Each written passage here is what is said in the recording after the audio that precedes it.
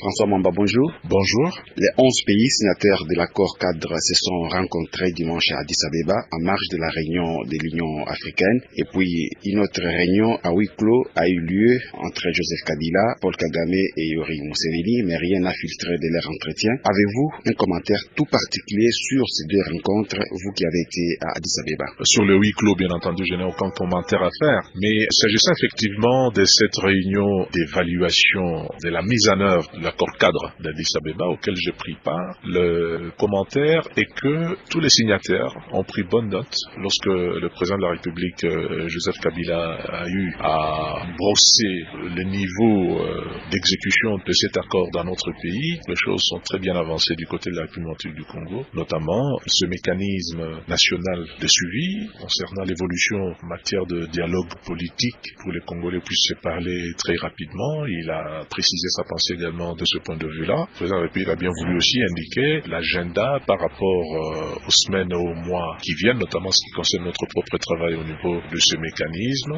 Et donc j'étais content de la manière dont les choses ont été présentées par le président de la République, dans la mesure où on voit que nous sommes un pays sérieux qui, quand nous nous engageons, c'est pour appliquer et non pas pour s'asseoir sur notre propre signature. Mais toutes les voix qui se sont levées, que ce soit à Addis Abeba ou ailleurs, recommandent l'achèvement des négociations de Kampala entre le gouvernement congolais et l'M23.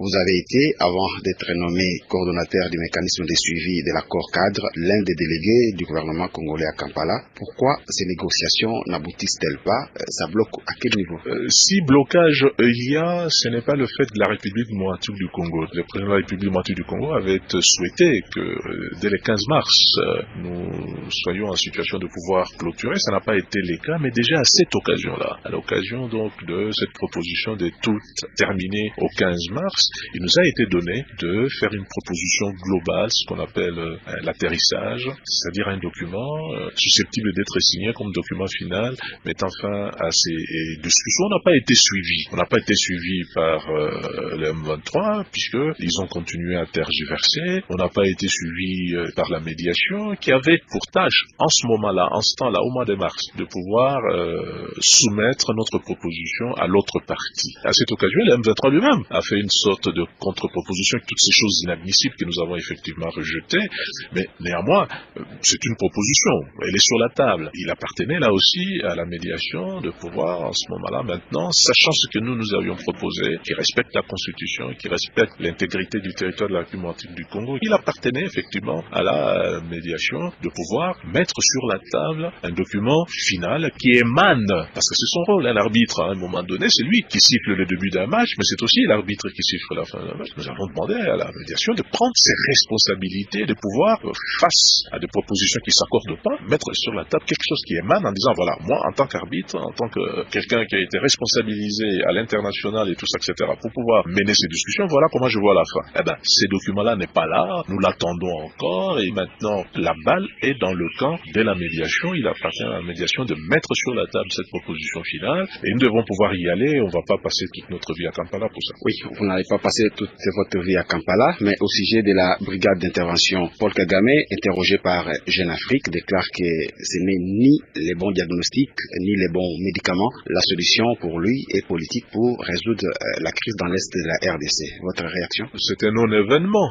Il enfonce une porte ouverte. Si lui vient de découvrir ça maintenant, tant mieux. Mais rappelez-vous, lorsqu'il y a un an, nous sommes agressés. Qu'est-ce que le président Kabila avait dit en ce temps-là, pas aujourd'hui? Il y a un an qu'il a dit la solution sera politique, diplomatique et militaire. Donc nous n'apprenons rien de nouveau. Alors, si les gens que vous citez ont quelque influence sur le groupe M23, qu'ils fassent tout pour qu'effectivement nous puissions terminer à Kampala, c'est-à-dire avec une solution politique. Au lieu d'en parler, faisons-le. Mais il y a aussi la Tanzanie qui pense que cette brigade d'intervention ne résoudra pas les fonds du problème qui est politique. La Tanzanie va plus loin pour demander aussi au Rwanda et à l'Ouganda de négocier avec les rébellions respectives, les FDLR et l'ADF NALU. Qu'en pensez-vous? Mais je pense justement que malgré tout ce qu'on nous reproche, nous sommes des avant-gardistes. Nous, quand il y a ce genre de problème, nous avons toujours su offrir les trois volets. La discussion politique, les contacts diplomatiques quand c'est nécessaire, parce que très souvent nos compatriotes, hélas, ont été instrumentalisés par l'étranger. Et lorsque c'est nécessaire, frapper militairement. Nous nous n'avons de ce point de vue-là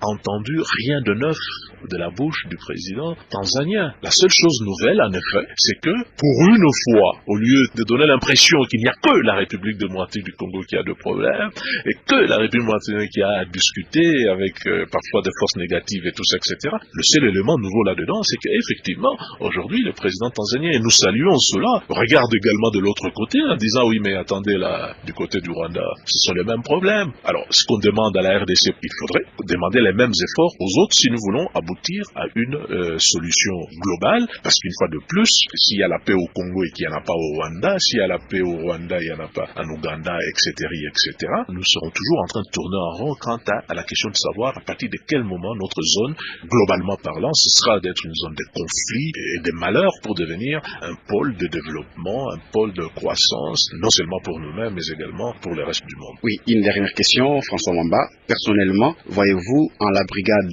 d'intervention une solution efficace? Les compatriotes de l'Est doivent-ils accrocher leur salut au char de cette brigade? Non, je voudrais que mes compatriotes se remémorent que le président de la République démocratique du Congo n'a jamais considéré que pour résoudre le problème de l'Est, au sens de la crise, que la solution égale brigade. Jamais. La brigade vient comme renforcement des capacités sur le terrain militaire, mais nous allons poursuivre nos efforts sur le terrain diplomatique et nous allons continuer nos efforts sur le plan politique. C'est les trois ensemble qui sont la solution. Je répète, le président Kabila l'a dit depuis un an. François Mwamba, merci d'avoir répondu à nos questions. Je vous en prie.